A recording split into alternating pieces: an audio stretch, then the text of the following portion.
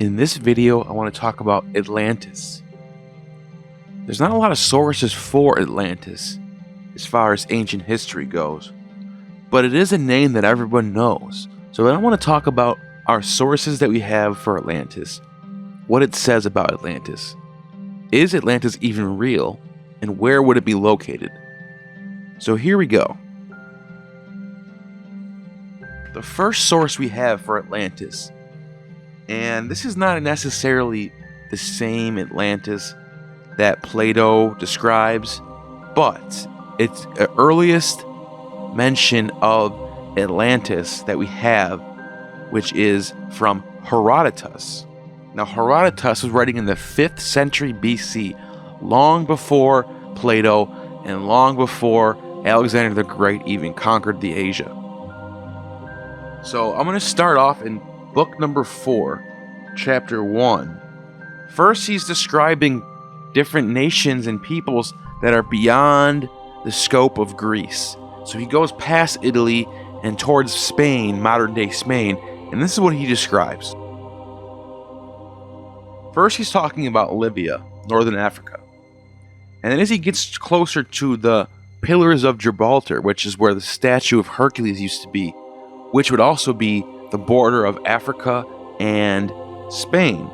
This is where the mouth of the Atlantic Ocean and the Mediterranean meet. And this is what he says.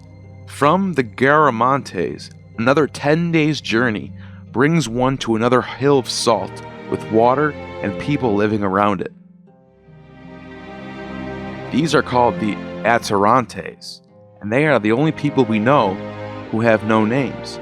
Collectively, of course, they have the name Atarantes, but no name is assigned to each of them as an individual. These people curse the sun when it is excessively hot and reproach it with all kinds of ugly insults because it debilitates them as it burns, and it actually affects in this way both the people and their land. Then, another 10 days' journey from there, there is yet another salt hill with water and people living around it, and next to this salt hill is a mountain called Atlas, which is narrow, rounded on all sides, and is so high that its peak is said to be impossible to see, for it is covered by clouds in both summer and winter. The native inhabitants say that this mountain is the pillar of the sky. The people living on it are known by the name derived from the mountain. They are called the Atlantis. It is said that they eat no living thing and have no dreams in their sleep.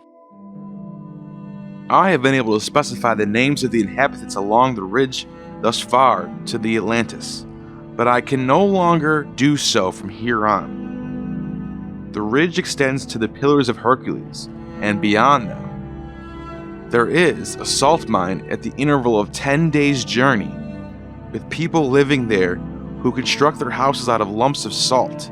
These regions of Libya receive no rain, for if they did, the walls of salt could not remain standing. The salt excavated in this region is both white and purple in color. Beyond the ridge to the south and in the interior of Libya, the land is uninhabited desert, devoid of water, beasts, rain, and wood, without a drop of moisture. So now he's getting down towards in the African continent, and he talks about Egypt after that.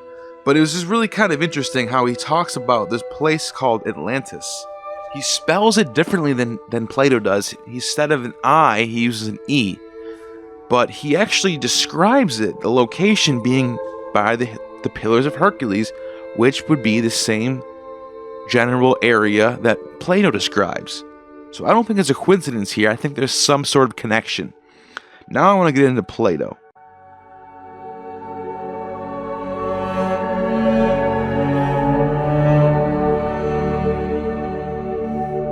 So Plato, in his masterpiece Timaeus and Critias, he talks about this city, this glorious ancient mythical city called Atlantis.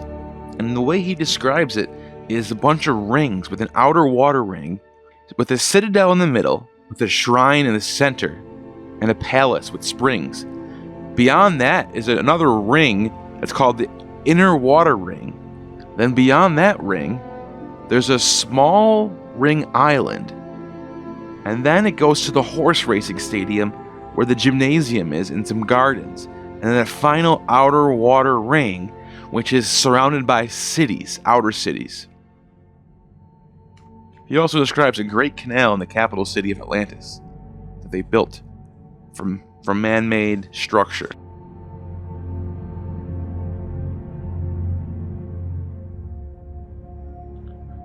So he's talking with Socrates, and he writes, "All right then, Socrates, you're about to hear a story, which for all its strangeness is absolutely true, with its truth affirmed by Solon, the wisest of the seven sages, the lawgiver. Now Solon was a relative of the great-grandfather Drupi, and the two of them were very close, and Solon himself often says in verses. So he goes on and talks about the ancient Athenians, and he goes back 8,000 years. He says that the written records in our temples gives the figure of 8,000 years as the age of our culture. So it is Athenians of 9,000 years ago, whose customs and whose finest achievements I shall briefly explain to you. You and I will consult the written records on some future occasion." So then he goes into Atlantis, and this is what he says. "Our records contain many impressive and admirable exploits performed by your city, but there's one above all that stands out for importance and courage. Our documents record how your city once halted an enormous force that was marching insolently against not just the whole of Europe, but Asia as well. From its base beyond Europe in the Atlantic Ocean, I should mention that in those days the ocean was navigable, since there was an island in the front of the strait, which, I've heard you say, your people call the Pillars of Hercules. The island was bigger than both Asia and Libya combined, and travelers in those days used it to go further islands from where they had access to the whole mainland over on the other side." Wow, I think they're talking about America here. "The mainland, which surrounds the genuine sea.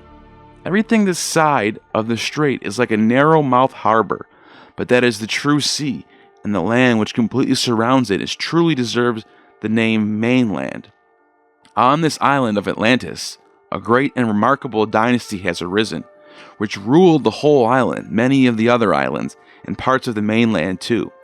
They also govern some of the lands here, insist the strait, Libya up to the border with Egypt." So now we have a connection with Herodotus on his description. "And Europe to Etruria. Once upon a time, they combined their forces and set out en masse to try to enslave in one swoop your part of the world, and ours, and all the territory this side of the strait. This was the occasion, Solon, when the resources of your city, its courage and strength, were revealed for all to see. It stood head and shoulders above all states for its bravery and military expertise. At first it was the leader of the Greek cause, and then later abandoned by everyone else and compelled to stand alone. It came to the very brink of disaster, but it overcame the invaders and erected a trophy, thereby preventing the enslavement of those who remained unenslaved this side of the boundaries of Hercules, and unhesitatingly liberating all the rest. Some time later, appalling earthquakes and floods occurred. In the course of a single terrible day and night, the whole fighting force of your city sank at all beneath the earth, and the island of Atlantis likewise sank beneath the sea and vanished. That is why the sea there cannot be navigated or explored. The mud which the island left behind as it settles lies in a little below the surface and gets in the way.